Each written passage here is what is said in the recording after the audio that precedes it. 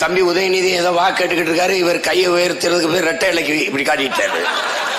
கடைசியா இப்ப மறந்துட்டு அப்புறம் அவர் சின்னமே அவருக்கு நினைவு இல்ல. இது என்ன பிரமாதம்? இது விட பெசலைட் ஒண்ணு இருக்கு. கூவுடா. பெருங்கனவோடு நிக்கிற இந்த பிள்ளைகள், எளிய மக்கள், உங்களின் பிள்ளைகள் எங்களுக்கு உதயசூரிய சின்னத்தில் வாய்ந்த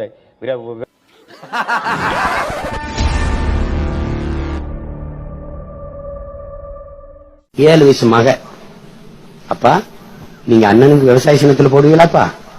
போடணும் கூட நானும் வரட்டாப்பா. சரி வாமா, சின்ன பிள்ளை தானே, தீண்டு பிள்ளை கேக்குது, 4-5 வயசு போகுது. அவன் அந்த அதிகாரி யாரோ சின்ன பிள்ளை தானேன்னு விட்டாரு. இது போய் என்ன செய்யுமா சொல்லுது சொல்லக்கூடாது, ஆனா சொல்லித்தான் ஆகணும் உங்களுக்கு. டக்குன்னு அப்பாவுக்கு முன்னாடி விவசாய தம்பிக்கு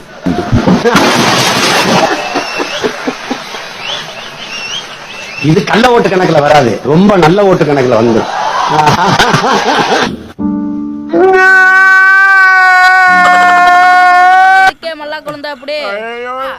அனுபவிக்க வேண்டியது எவ்வளவோ இருக்கு.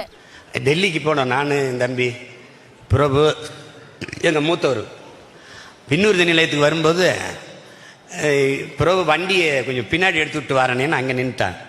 நான் முன்னாடி போயிட்டேன். எங்கள் மூத்தவர் வந்து தம்பி தம்பு போட்டு வரேன் அப்படின்ட்டு அங்கிட்டு போயிட்டாங்க. திடீர்னு பார்த்தீங்கன்னா சுற்றி என்னை ராணுவம் வளைச்சிருச்சு ராணுவம். பிரபு அப்படியே பதறிட்டான், என்னன்னு தெரியலேன்ட்டு. எங்கள் மூத்தவர் அப்படியே கட்ட பாதி அப்படியே நிற்கிறாரு. என்னை சுற்றி நின்றுட்டு கட்டி பிடிச்சேன். அண்ணா ஒரு ஃபோட்டோண்ணா, அண்ணா ஒரு செல்ஃபினா.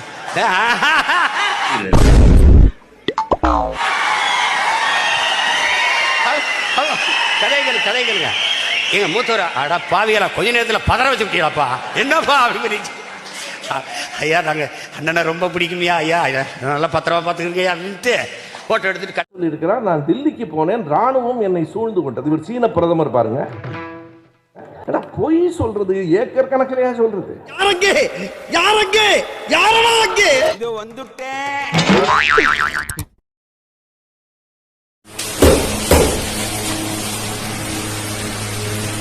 அச்சாம்பர் அச்சாம்பர் அச்சாம்பர் சல்யூட்ட மிச மூடிட்டு போன வையா. பரவாயில்ல சொல்லு. வேணாம் சார், பரவாயில்ல சொல்லியா. No bad words. என்னத்த பாக்குறேன்? ஏண்டா ஸ்கூல் பேண்ட போட்டு வந்துட்டு என்னைய மிரட்டியா? குஞ்சு நீ சாதாரண குஞ்சு இல்ல, அப்பா பறக்குற குஞ்சு, நீ விளையாடுற குஞ்சு. நம்ம எவ்வளவுதான் வேணான்னு விட்டு விலகி போனாலும் வாலண்டியரா வண்டியில வந்து ஏறி உட்காந்துக்கிட்டு என்னைய ஃப்ரை பண்ணுங்கன்னு சில ஆமை குஞ்சுகள் அடம் பிடிச்சிக்கிட்டு வந்து ஏறி உட்காருதியா. சரி வேற வழி இல்லை, இன்னைக்கு ஆமை குஞ்சுகளை ஒரு ஃப்ரை போட்டுற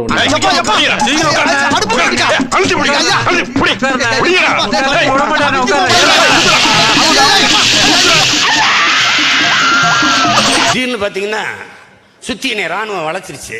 என்னை சுத்தி நின்றுட்டு கட்டி பிடிச்சேன். அண்ணா ஒரு போட்டோண்ணா, அண்ணா ஒரு செல்ஃபினா. ராணுவம் என்னை சூழ்ந்து கொண்டது. இவர் சீன பிரதமர் பாருங்க. பொய் சொல்றது ஏக்கர் கணக்கிலையா சொல்றது? டெல்லிக்கு போனாரா, ராணுவம் சுத்தி வளைச்சிருச்சா, உடனே கொண்டு செல்ஃபி எடுக்க கேட்டாங்களா, இதெல்லாம் நம்பர் மாதிரியே இருக்கு, பொய் சொல்றாரு அப்படின்னு உண்மை மட்டும் பேசக்கூடிய ஹரிச்சந்திரனுடைய 3வது மகன் சுவேரமணியும் பேசிட்டு இருக்காப்ல. சுப்பு சார், இதான் சார் அந்த செல்ஃபி எடுத்தது, சரிங்களா சார்? Plastic open. ஒரு கப்பல்ல 60,000 கப்பல்கள்லயே 60,000 யானைகளை ஏற்றி கொண்டு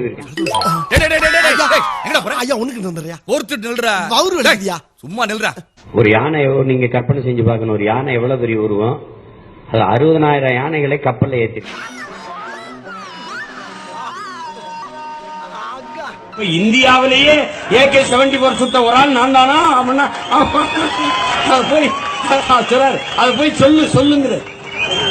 ரொம்ப நாளா சொல்லல, கொடுக்கலன்னா இப்ப நீ ஓவர் ஆயிருவ. பொட்டான்னு சாப்பிட்டுட்டு இருக்கும்போது எங்க அண்ணி வந்து கறி இட்லி வைக்கிறாங்க, உடைக்கும் போது அதுல கறி இருக்கு. இட்லி உடைச்சா உள்ள கறி இருக்கு. ஆமா, இட்லி உடைச்சா உள்ள கறி இருக்கு. ஆமா.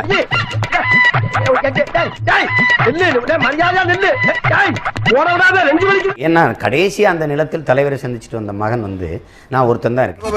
யோசிக்க அப்படியா தப்புன்னு எப்படி அடிக்கிறது? அப்ப யோசி. முத நாள் எனக்கு ஆமைக்கறி 28 கிலோ அனுப்பிட்டாரு. அது தெரியல.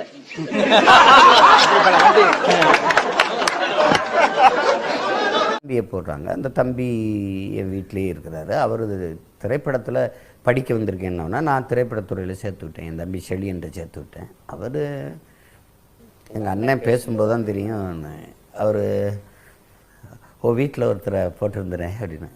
எதுக்கு? உன்னை உழவு பார்க்கத்தாண்டா அப்படின்னு.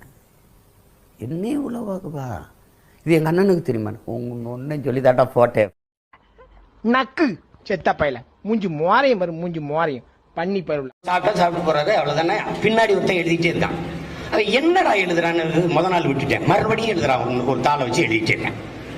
இந்த சம்பலை 2 முறை தொட்டார், இந்த கூட்டை நன்றாக சாப்பிட்டார், முழுக்க சாப்பிட்டார், இந்த கறியை ஆள் தொடவே இல்லை, இதை இது இது இது சாம்பார் ஊத்தி கொண்டார், இதை தவிர்த்து விட்டார். இதை எழுதிக்கிட்டே இருக்கேன்.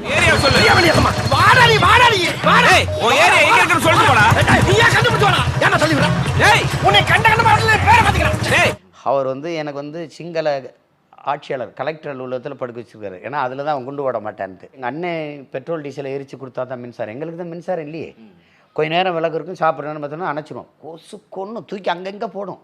என்ன பண்ணுவோம், என் தம்பியை படுக்க வச்சு கொசு வலையிலேயே போத்திடுவாங்க. வந்தாச்சு, வேற எங்க வரணும்? வேற எங்கடா வரணும்? வேற துணைக்கு இடமே இல்லப்பா. இதாப்பா எட்டு எப்ப ஒரு பேச்சுக்கு அங்க வாங்கியவான்னு சொன்னா உடனே சொன்ன இடத்துக்கு சரி பீதிய கிளப்பலாம். என்னப்பா நியாயம்? போறதான் போற இந்த நாய உசூல பத்திட்டு போ. அவ்வளவுதானே, பத்தி விட்டா போகுது.